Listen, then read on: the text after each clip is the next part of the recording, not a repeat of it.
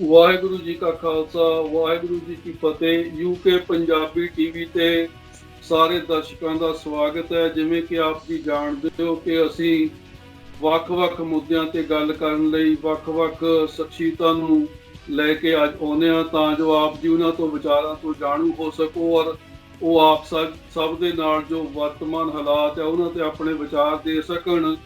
ਅੱਜ ਅਸੀਂ ਆਪ ਜੀ ਦੇ ਨਾਲ ਪੰਥਕ ਸ਼ਖਸੀਅਤ ਨੂੰ ਲੈ ਕੇ ਹਾਜ਼ਰ ਹੋਏ ਹਾਂ ਜੋ ਕਿਸੇ ਵੀ ਜਾਣ ਪਹਿਚਾਣ ਦੇ ਮੁਹਤਾਜ ਨਹੀਂ ਹਨ।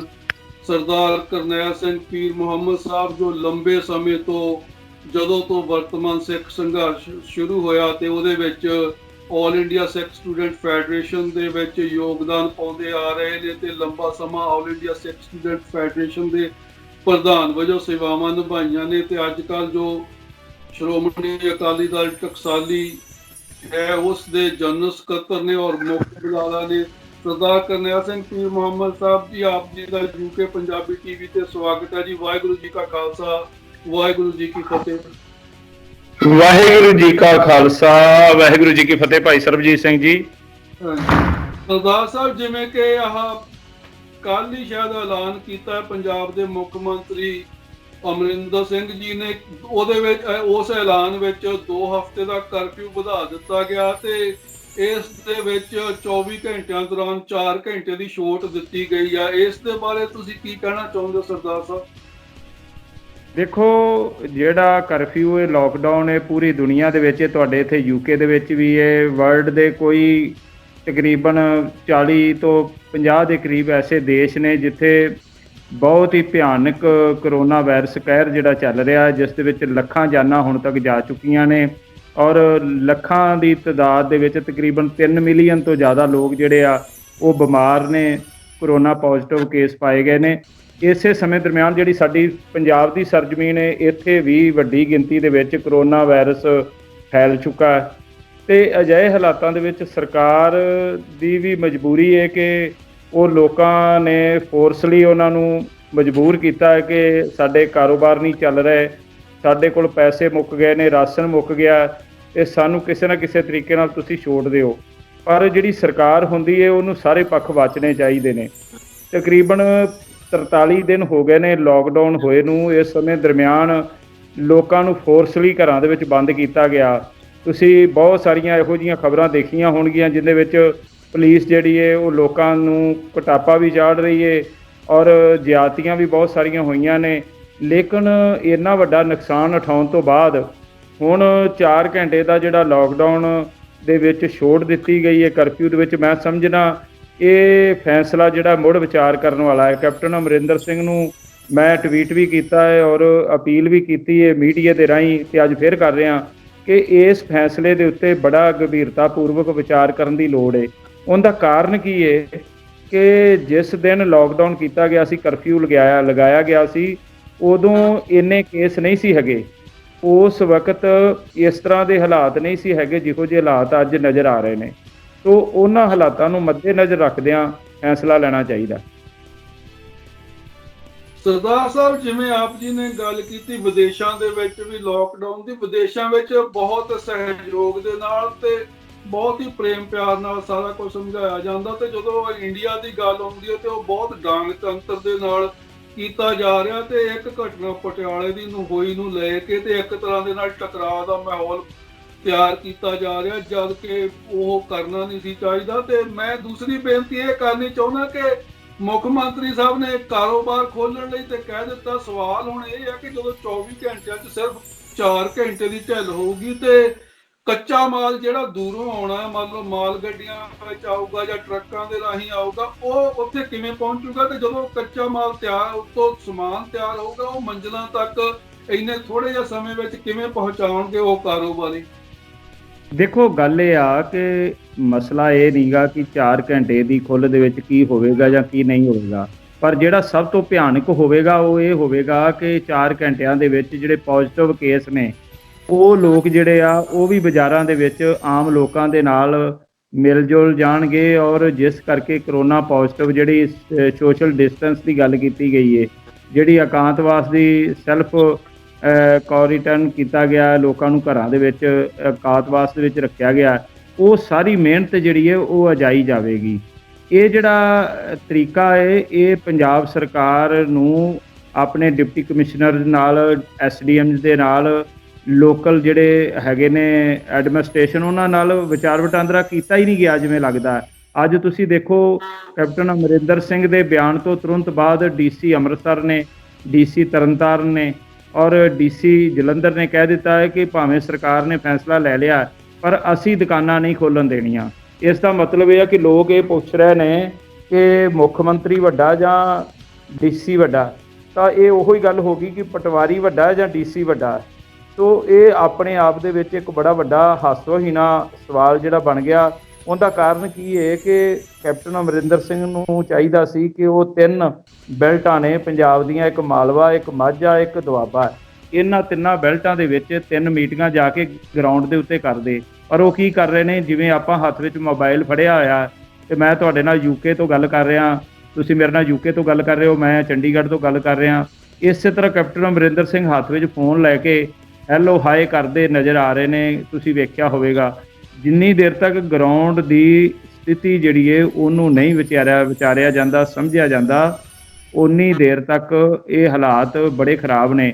ਕਾਰਨ ਇਹ ਆ ਕਿ ਅਸੀਂ ਵੀ ਅੱਕੇ ਪਏ ਹਾਂ ਘਰਾਂ ਦੇ ਵਿੱਚ, ਕਿ ਅਸੀਂ ਘਰਾਂ ਦੇ ਵਿੱਚੋਂ ਬਾਹਰ ਨਿਕਲ ਕੇ, ਹੁਣ ਮੇਰੇ ਮਾਤਾ ਜੀ ਬਿਮਾਰ ਨੇ, ਮੈਂ ਉਹਨਾਂ ਦਾ ਪਤਾ ਲੈਣਾ ਚਾਹੁੰਦਾ, ਲੇਕਿਨ ਤਕਰੀਬਨ 1 ਮਹੀਨਾ 10 ਦਿਨ ਹੋ ਗਏ ਨੇ ਕਿ ਅਸੀਂ ਉਹਨਾਂ ਦੇ ਕੋਲ ਨਹੀਂ ਜਾ ਸਕੇ। ਲੇਕਿਨ ਇਸ ਤਰ੍ਹਾਂ ਦੇ ਕਈ ਲੋਕ ਨੇ ਜਿਹੜੇ ਬੜੇ ਪਰੇਸ਼ਾਨ ਨੇ, ਪਰ ਅਸੀਂ ਪਰੇਸ਼ਾਨੀ ਦੇ ਬਾਵਜੂਦ ਵੀ ਇਹ ਮਹਿਸੂਸ ਕਰਦੇ ਹਾਂ ਕਿ ਇਹ ਜਿਹੜਾ ਲੋਕਡਾਊਨ ਹੈ, ਕਰਫਿਊ ਹੈ, ਇਸ ਦੇ ਵਿੱਚ 4 ਘੰਟੇ ਦੀ ਜਿਹੜੀ ਢਿੱਲ ਹੈ ਉਹ ਨੁਕਸਾਨਦੇਹ ਸਾਬਤ ਹੋਵੇਗੀ। ਤੇ ਇਹ ਜਿਹੜੀ ਢਿੱਲ ਦਿੱਤੀ ਗਈ ਹੈ, ਜਿਵੇਂ ਆਪ ਜੀ ਨੇ ਸਾਰਾ ਵਿਸਤਾਰ ਪੂਰਵਕ ਦੱਸਿਆ ਹੀ ਆ, ਜਿਹੜੇ ਪੋਜ਼ਿਟਿਵ ਕੇਸ ਆ ਫਿਰ ਉਹਨਾਂ ਦੇ ਕੋਈ ਪਾਬੰਦੀਆਂ ਲਾਉਣ ਦੀ ਉਹਨਾਂ ਨੂੰ ਜ਼ਰੂਰ ਕਰਨੀ ਚਾਹੀਦੀ ਆ, ਕਿਉਂਕਿ ਜੇ ਪਾਬੰਦੀ ਨਹੀਂ ਲਾਈ, ਜਿਵੇਂ ਆਪ ਜੀ ਨੇ ਦੱਸਿਆ ਕਿ ਬਿਨਾਂ ਪਾਬੰਦੀਆਂ ਤੋਂ ਤਾਲਮੇਲ ਦੀ ਕਿਤੇ ਨਾ ਕਿਤੇ ਘਾਟ ਆ। ਇੱਕ ਪਾਸੇ ਤੇ ਉਹ ਪਟਿਆਲੇ ਦੇ ਐਸਐਚਓ ਤੋਂ ਲੈ ਕੇ ਜਿਹਨੂੰ ਏਐਸਆਈ ਤੋਂ ਇੰਸਪੈਕਟਰ ਬਣਾਇਆ, ਸਾਰੇ ਈਵਨ ਡੀਜੀਪੀ ਵੀ ਕਹੀ ਜਾਂਦਾ ਕਿ ਮੈਂ ਏਐਸਆਈ ਹਰਜੀਤ ਸਿੰਘ ਆ। ਦੂਸਰੇ ਪਾਸੇ ਉਹ ਪੁਲਿਸ ਆਪਣੇ ਮੁੱਖ ਮੰਤਰੀ ਦੇ ਕੀਤੇ ਹੋਏ ਐਲਾਨ ਦੇ ਉਲਟ ਜਾ ਰਹੇ। ਇਹ ਤੋਂ ਸਾਫ਼ ਜ਼ਾਹਰ ਹੁੰਦਾ, ਜਿਵੇਂ ਆਪ ਜੀ ਨੇ ਸਪਸ਼ਟ ਰੂਪ 'ਚ ਦੱਸਿਆ, ਕਿ ਤਾਲਮੇਲ ਦੀ ਘਾਟ ਆ। ਉਸ ਦੂਸਰੇ ਪਾਸੇ ਮੁੱਖ ਮੰਤਰੀ ਸਾਹਿਬ ਨੇ ਇਹ ਵੀ ਕਹਿ ਦਿੱਤਾ ਕਿ ਜਿਹੜੇ ਕਾਰੋਬਾਰੀ ਆ ਉਹ ਆਪਣੇ ਵਰਕਰਾਂ ਨੂੰ ਸਾਈਟ ਤੇ ਰਿਹਾਇਸ਼ ਦਾ ਪ੍ਰਬੰਧ ਕਰਨ। ਹੁਣ ਅਸੀਂ ਵੀ ਪੰਜਾਬ ਆਉਂਦੇ ਜਾਂਦੇ ਹਾਂ ਤੇ ਆਪ ਜੀ ਪੰਜਾਬ ਦੀ ਧਰਤੀ ਤੇ ਜਾਂ ਇੰਡੀਆ ਦੇ ਵੱਖ-ਵੱਖ ਖੇਤਰਾਂ ਤੇ ਵਿਚਰਦੇ ਹੋ, ਆਪ ਜੀ ਨੂੰ ਪਤਾ ਕਿ ਕਿਸੇ ਵੀ ਸਾਈਟ ਤੇ, ਜਾਂ ਕਹਿ ਲਓ ਕਿ ਮੈਜੋਰਟੀ ਸਾਈਟਸ ਤੇ ਤਾਂ ਬਹੁਤ ਹੀ ਸੀਮਿਤ ਜਗ੍ਹਾ ਹੁੰਦੀ ਆ, ਤੇ ਉਹ ਵਰਕਰਾਂ ਦੀ ਹੈਲਥ ਐਂਡ ਸੇਫਟੀ ਕਿਵੇਂ ਕਾਇਮ ਰਹਿ ਸਕਦੀ, ਕਿਵੇਂ ਉਹ ਰਿਹਾਇਸ਼ ਦਾ ਪ੍ਰਬੰਧ ਸਾਈਟ ਤੇ ਕਰ ਸਕਦੇ ਉਹਨਾਂ ਦਾ। ਦੇਖੋ, ਸਭ ਤੋਂ ਵੱਡੀ ਮੁਸੀਬਤ ਇਹ ਆ ਕਿ ਬਹੁਤ ਆਬਾਦੀ ਜਿਹੜੀ ਹੈ ਪੰਜਾਬ ਦੀ, ਜਿਵੇਂ 3 ਕਰੋੜ ਆਬਾਦੀ ਹੈ, 3 ਕਰੋੜ ਆਬਾਦੀ ਦੇ ਵਿੱਚੋਂ ਤਕਰੀਬਨ 2.5 ਕਰੋੜ ਤੋਂ ਵੱਧ ਲੋਕ ਇਸ ਤਰ੍ਹਾਂ ਦੇ ਆ ਜਿਹੜੇ ਮਿਡਲ ਕਲਾਸ ਨਾਲ ਸੰਬੰਧ ਰੱਖਦੇ ਨੇ। ਉਹਨਾਂ ਦੇ ਵਿੱਚੋਂ ਤਕਰੀਬਨ 2 ਕਰੋੜ ਐਸੇ ਲੋਕ ਨੇ ਜਿਹੜੇ ਹੈਂਡ ਟੂ ਮਾਊਥ ਨੇ, ਜਿਹੜੇ ਰੋਜ਼ ਕਮਾਈ ਕਰਦੇ ਨੇ ਤੇ ਰੋਜ਼ ਹੀ ਉਹਨੂੰ ਯੂਜ਼ ਕਰਦੇ ਨੇ। ਜਿਹੜਾ ਤਕਰੀਬਨ ਉੱਪਰਲਾ ਜਿਹਨੂੰ ਆਪਾਂ ਮਿਡਲ ਕਲਾਸ ਕਹਿੰਦੇ ਆ, ਉਹ ਤਕਰੀਬਨ 50 ਕਰੋੜ ਦੇ ਕਰੀਬ ਲੋਕ ਹੋ ਸਕਦੇ ਆ। ਲੇਕਿਨ ਆਪਣੇ ਤਕਰੀਬਨ 50 ਲੱਖ ਦੇ ਕਰੀਬ 50 ਲੱਖ ਦੇ ਕਰੀਬ ਲੋਕ ਜਿਹੜੇ ਮਿਡਲ ਕਲਾਸ ਨਾਲ ਸੰਬੰਧਿਤ ਹੋ ਸਕਦੇ ਨੇ। 2 ਕਰੋੜ ਤੋਂ ਵੱਧ ਆਬਾਦੀ ਜਿਹੜੀ ਹੈ ਉਹ ਇਸ ਵਕਤ ਇਸ ਤਰ੍ਹਾਂ ਦੇ ਹਾਲਾਤਾਂ ਦੇ ਵਿੱਚ ਨੇ, ਜੇ ਉਹਨਾਂ ਦਾ ਇੱਕ ਬੰਦਾ ਕਮਾਈ ਕਰਦਾ ਤੇ 7 ਜੀ ਘਰ ਵਿੱਚ ਬੈਠ ਕੇ ਉਹ ਖਾਂਦੇ ਨੇ। ਸੋ ਇਹ ਜਿਹੜਾ ਮਸਲਾ ਹੈ ਲੋਕਡਾਊਨ ਲਾਉਣ ਤੋਂ ਪਹਿਲਾਂ, ਕਿਉਂਕਿ ਤਕਰੀਬਨ 1 ਜਨਵਰੀ ਤੋਂ WHO ਦੀ ਤੁਸੀਂ ਰਿਪੋਰਟ ਪੜ੍ਹੀ ਹੋਵੇਗੀ, ਉਹ ਇਹ ਗੱਲ ਕਹਿ ਰਿਹਾ, ਡੋਨਾਲਡ ਟਰੰਪ ਨੂੰ ਵੀ ਕਹਿ ਰਿਹਾ, ਔਰ ਉਹਨਾਂ ਨੇ ਦੁਨੀਆ ਦੇ ਸਾਹਮਣੇ ਅੰਕੜੇ ਰੱਖੇ, ਮੈਂ ਕੱਲ੍ਹ ਦੇਖ ਰਿਹਾ ਸੀ। ਉਹ ਕਹਿੰਦੇ ਜੀ ਅਸੀਂ ਇਹਨਾਂ ਨੂੰ ਜਨਵਰੀ ਤੋਂ ਹੀ ਜਿਹੜਾ ਇਸ ਗੱਲ ਲਈ ਆਗਾਹ ਕਰ ਦਿੱਤਾ ਸੀ ਕਿ ਇਹ ਜਿਹੜੀ ਐਮਰਜੈਂਸੀ ਹੈ ਉਹ ਵਰਲਡ ਵਾਈਡ ਹੋ ਸਕਦੀ ਹੈ। ਇਸ ਕਰਕੇ ਕਿਸੇ ਵੀ ਦੇਸ਼ ਨੇ ਜਿਹਨੇ ਧਿਆਨ ਦਿੱਤਾ, ਇੱਕ ਛੋਟਾ ਜਿਹਾ ਮੁਲਕ ਹੈ ਇੰਡੋਨੇਸ਼ੀਆ ਨੇ ਸ਼ੁਰੂ ਦੇ ਵਿੱਚ ਹੀ ਉੱਥੇ ਜੋ ਉਹਨਾਂ ਨੂੰ ਕਰਨਾ ਚਾਹੀਦਾ, ਜੋ ਅਸੀਂ ਅੱਜ ਕਰ ਰਹੇ ਹਾਂ, ਉਹਨਾਂ ਨੇ ਉਦੋਂ ਕਰ ਦਿੱਤਾ। ਤੇ ਤੁਸੀਂ ਦੇਖੋ ਇੰਡੋਨੇਸ਼ੀਆ ਦੀ ਕਰੰਸੀ ਕਿੰਨੀ ਵੀਕ ਹੈ, ਉੱਥੋਂ ਦੇ ਇਕਨੋਮਿਕ ਪੱਖ ਕਿਹੋ ਜਿਹਾ, ਲੇਕਿਨ ਉਹਨਾਂ ਨੇ ਆਪਣੇ ਦੇਸ਼ ਦੇ ਵਿੱਚ ਫਿਰ ਵੀ ਬੜੀ ਵੱਡੀ ਪੱਧਰ ਦੇ ਉੱਤੇ ਇਸ ਗੱਲ ਦਾ ਕੰਟਰੋਲ ਕਰ ਲਿਆ ਕਿ ਉੱਥੇ ਵਿਸ਼ਵ ਪੱਧਰ ਦੇ ਉੱਤੇ ਜਿਹੜੇ ਅੰਕੜੇ ਨੇ ਤੇ ਇੰਡੋਨੇਸ਼ੀਆ ਦੇ ਅੰਕੜੇ ਬਹੁਤ ਘੱਟ ਨੇ। ਹਾਲਾਂਕਿ ਇੰਡੋਨੇਸ਼ੀਆ ਸਭ ਤੋਂ ਨੇੜੇ ਆ ਚਾਈਨਾ ਦੇ। ਸੋ ਮੈਂ ਇਹ ਗੱਲ ਕਹਿਣੀ ਚਾਹੁੰਦਾ ਕਿ ਅੱਜ ਜਦੋਂ ਕੋਈ ਨੁਕਸਾਨ ਹੋ ਜਾਂਦਾ ਉਦੋਂ ਅਸੀਂ ਇੱਕ ਦੋਸ਼ ਜਿਹੜਾ ਇੱਕੋ ਹੀ ਘੜ ਲੈਂਦੇ ਹਾਂ ਕਿ ਸਾਡੇ ਆਹ ਕੰਮ ਇਸ ਤਰੀਕੇ ਨਾਲ ਹੋ ਗਿਆ।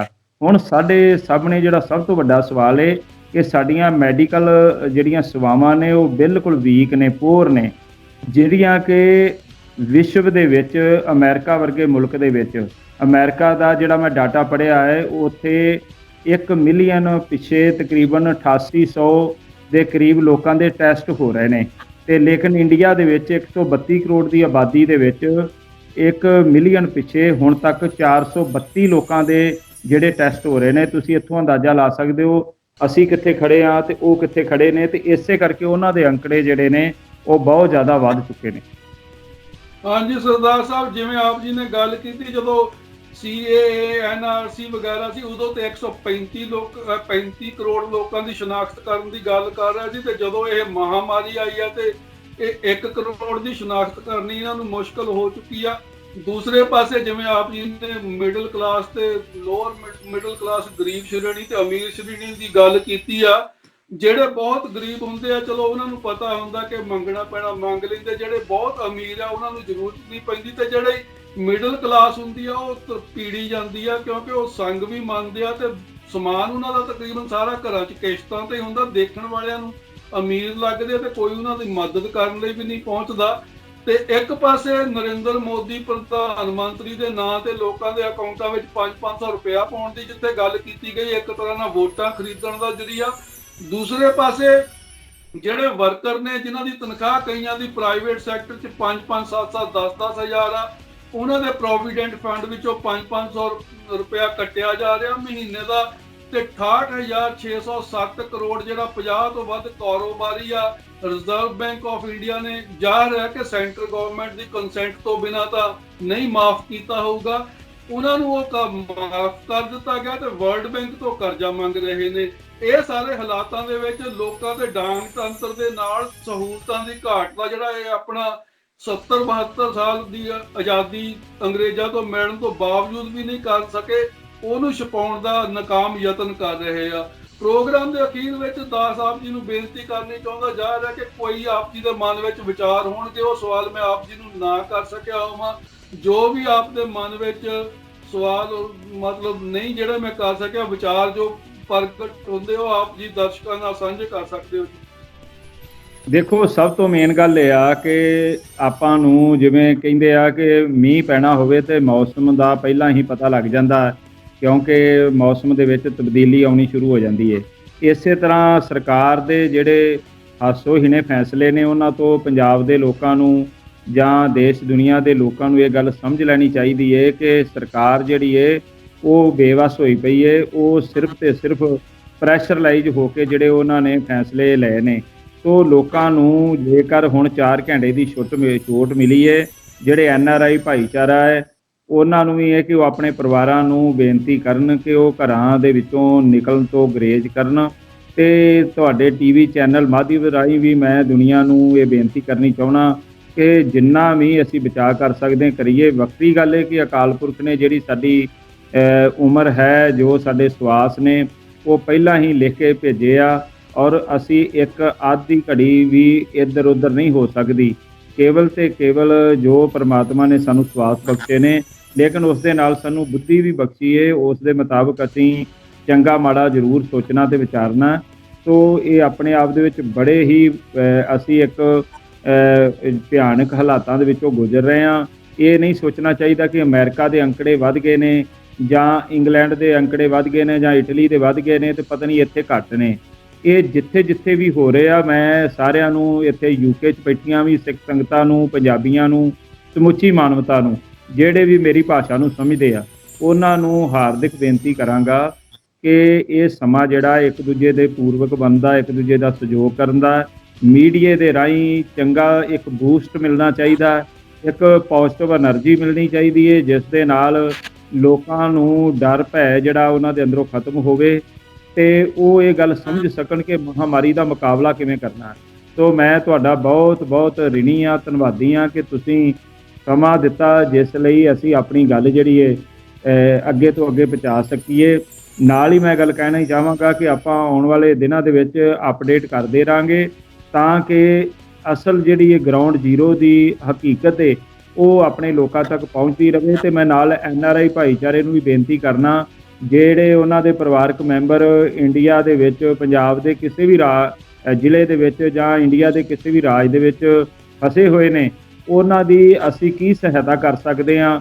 ਉਹ ਆਲ ਇੰਡੀਆ ਸਿੱਖ ਸਟੂਡੈਂਟ ਫੈਡਰੇਸ਼ਨ ਦੀ ਜਿਹੜੀ ਵੈਬਸਾਈਟ ਹੈ AISSF.in, ਉਸ ਦੇ ਉੱਪਰ ਜਾ ਕੇ ਤੁਸੀਂ ਨੋਟ ਕਰਾ ਸਕਦੇ ਹੋ। ਮੇਰਾ WhatsApp ਨੰਬਰ ਹੈ 9276300007। ਇਸ ਦੇ ਉੱਪਰ ਵੀ ਜਾ ਕੇ ਤੇ ਇਹ ਤੁਸੀਂ ਸਾਡੇ ਨਾਲ ਸੰਪਰਕ ਕਰ ਸਕਦੇ ਹੋ, ਤਾਂ ਕਿ ਅਸੀਂ ਜੋ ਵੀ ਚੰਗਾ ਸਹਿਯੋਗ ਕਰ ਸਕਦੇ ਹੋਈਏ ਉਹ ਕਰੀਏ।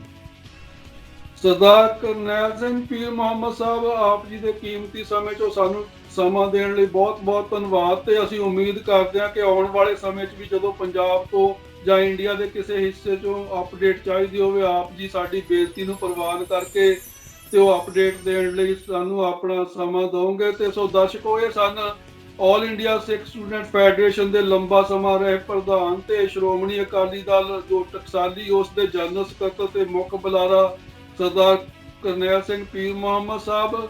ਆਪ ਜੀ ਨੇ ਉਹਨਾਂ ਦੇ ਕੀਮਤੀ ਵਿਚਾਰ ਸੁਣੇ। ਉਮੀਦ ਹੈ ਕਿ ਆਪ ਜੀ ਨੂੰ ਪਸੰਦ ਆਏ ਹੋਣਗੇ। ਪ੍ਰੋਗਰਾਮ ਕਰਦਿਆਂ ਕੋਈ ਕਮੀ ਰਹਿ ਗਈ ਹੋਵੇ ਤੇ ਅਸੀਂ ਮੁਆਫੀ ਚਾਹੁੰਦੇ ਹਾਂ, ਤੇ ਸਾਨੂੰ ਆਪਣੇ ਕੀਮਤੀ ਸੁਝਾਅ ਦਿਆ ਕਰੋ ਤਾਂ ਜੋ ਅਸੀਂ ਆਉਣ ਵਾਲੇ ਪ੍ਰੋਗਰਾਮਾਂ ਨੂੰ ਬਿਹਤਰ ਬਣਾ ਸਕੀਏ, ਵਧੀਆ ਤਰੀਕੇ ਦੇ ਨਾਲ ਆਪ ਜੀ ਤੱਕ ਸਾਰੇ ਪ੍ਰੋਗਰਾਮ, ਸਾਰੇ ਵਿਚਾਰ ਲਿਆ ਕੇ ਆ ਸਕੀਏ। ਸੋ ਇੱਥੇ ਪ੍ਰੋਗਰਾਮ ਦੀ ਸਮਾਪਤੀ ਹੈ ਜੀ। ਕਰਨੈਲ ਸਿੰਘ ਪੀਰ ਮੁਹੰਮਦ ਸਾਹਿਬ ਜੀ, ਆਪ ਜੀ ਦਾ ਸਵਾਗਤ ਜੀ। ਵਾਹਿਗੁਰੂ ਜੀ ਕਾ ਖਾਲਸਾ, ਵਾਹਿਗੁਰੂ ਜੀ ਕੀ ਫਤਿਹ ਜੀ।